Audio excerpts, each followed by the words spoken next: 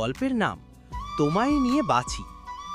ঢাকার ব্যস্ত শহরে এক আকাশে ছুতে চাওয়া মেয়ে মায়া আর এক নীরব শান্ত ছেলে রাফি। মায়া ছিল বেসরকারি একটি প্রতিষ্ঠানে মার্কেটিং অফিসার, প্রাণবন্ত, হাসি খুশি, স্বপ্ন দেখায় অভ্যস্ত।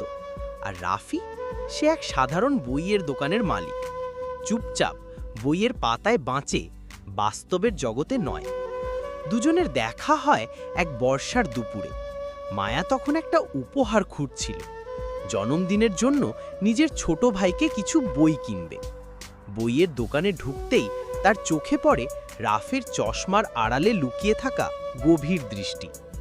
প্রথম পরিচয়ের পর কথা হয় অল্প, কিন্তু সেই অল্প কথার মাঝেই কিছু ছিল অলিখিত টান।